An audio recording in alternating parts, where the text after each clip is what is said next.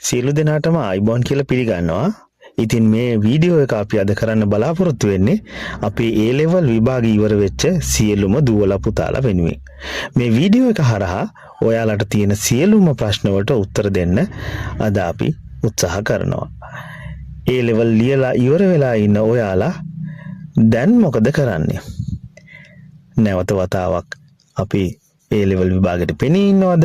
එහෙමත් නැත්නම් වෙනත් වැඩපිළිවෙලකට හිත යොමු කරනවද කියන කාරණාව ගැන හරියටම වැඩි විස්තර අද අපි මේක කතා කරමු. මේ කාරණාවේදී අපේ ජීවිතේ ඉදිරියට එක ඉලක්කයක පවත්වාගෙන යන්න හරියටම මොටිවේෂන් එක තියාගන්නේ කොහොමද? මානසික ආතතියට මුහුණ දෙන්න කොහොමද වගේ ඔයාලගේ හිතේ තියෙන ප්‍රශ්න වලට උත්තර එක්ක විශාල සහනයක් අපි මේ වීඩියෝ එකේදී ඔයාලට අරගෙන එනවා. ඉතින් මේ වීඩියෝ එක හොඳයි නම් අපිව subscribe කරන්න, like කරන්න කියලත් මම ඔයාලගෙන් ඉල්ලනවා. SL Gold Legend channel එකට ආරාධනා කරන ගමන්ම ආදරණීය දුවේ පුතේ අපි යමු වීඩියෝ එකට. A level ජීවිතයට අවශ්‍ය විභාගයක් තමයි. ඒක ජීවිතයේ ඉදිරි ගමන තීරණය වෙන අත්‍යවශ්‍ය සාධකයක් වුණත් ජීවිතයේ තියෙන සියලුම දේවල් A level විභාගයේ මතම තීරණය වෙනවද කියලා මම ඔයාට පුංචි කතාවක් දැන් කියලා දෙන්නම්. ඉතින් දැන් ඔයාලා තරුණ දුවල පුතාලා සමාජයේ ඊටාත්ම ඉහළ පිළිගැනීමක් තියෙන දුවල පුතාලා ඉතින් මේ කතාවට සවන් දීලා හොඳින් තේරුම් අරගෙන අපි මේ සාකච්ඡාව ඉදිරියට පවත්වාගෙන යමු. මාත් එක්ක එකටම ඉගෙන ගත්ත මගේ යාළුවෙක් හිටියා. එයාගේ ගම මාපලගම.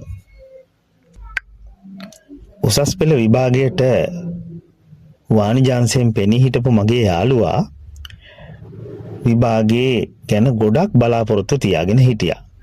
නමුත් අවසාන වශයෙන් විභාගයේ සාමර්ථ්‍යයන් ගැන සලකා බැලුවාම එයාට ඊතරම්ම විශිෂ්ට සාමාර්ථයකට එන්න පුළුවන්කම හම්බ වුණේ නැහැ. ඒ අතරේදී මම විශ්වවිද්‍යාල වරම් ලැබුවා. මම මගේ ඉදිරි ජීවිත කටයුතු අධ්‍යාපනයත් එක්ක ඉස්සරහට ගියා. මගේ යාළුවාට අධ්‍යාපන කටයුතු කනගාටුදායක විදියට එතනින් නිමා කරන්න වුණත් එයා ජීවිතේ බලාපොරොත්තුව එතනින් අතහැරියේ නැහැ. එයා ඒ ගමන වෙනස්ම විදියකට හිතන්න පටන් ගත්තා. සමාජයේ හැමෝම කරනවා වගේ පොදු ප්‍රවාහයන් වල ඔක්කොම එකතු වෙලා එකම අරමුණකට දුවනවට වඩා මගේ යාළුවා ගත්තේ වෙනස්ම තීරණයක්.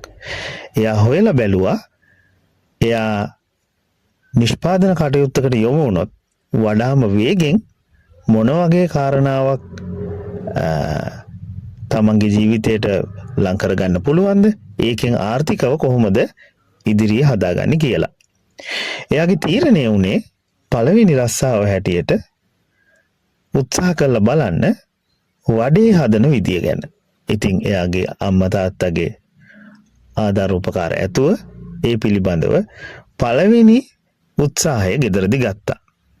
හොඳම දේ තමයි එයා මුලින්ම හදපු වඩේ කන්න මටත් ආරාධනා කරපු එක.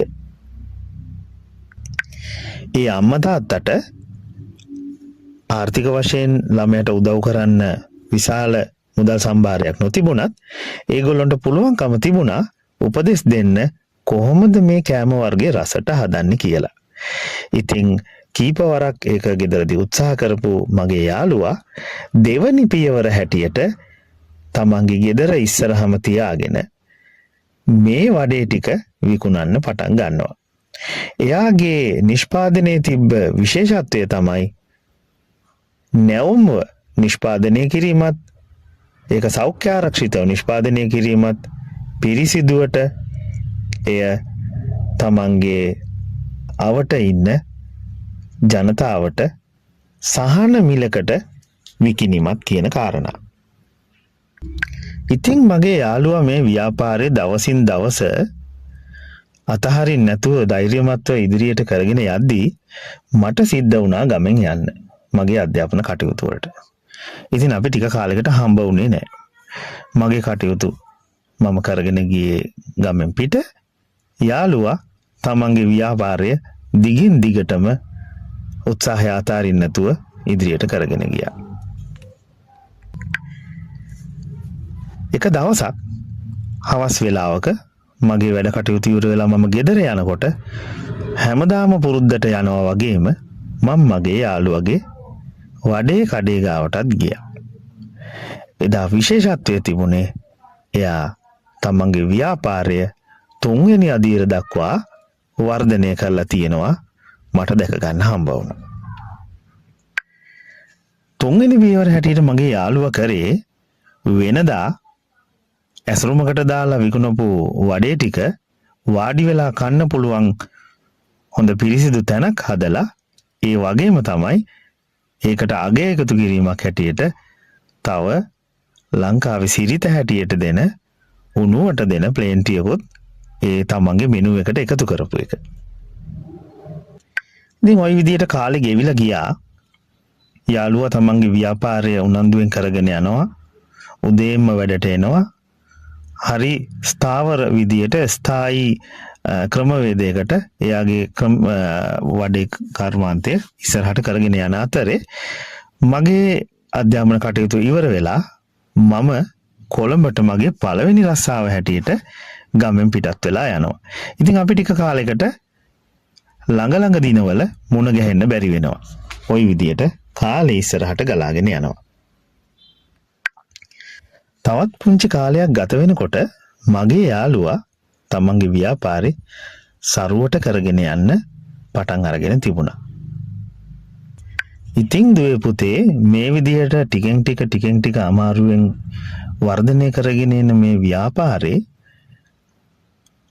කාලයත් එක්ක ඉදිරියට ගමන් කරා. මගේ තිබ්බ කාර්යබහුලත්වයත් එක්ක අවුරුද්දක විතර කාලයක් මට මගේ යාළුවව මුණ ගැහෙන්න බැරි වුණා.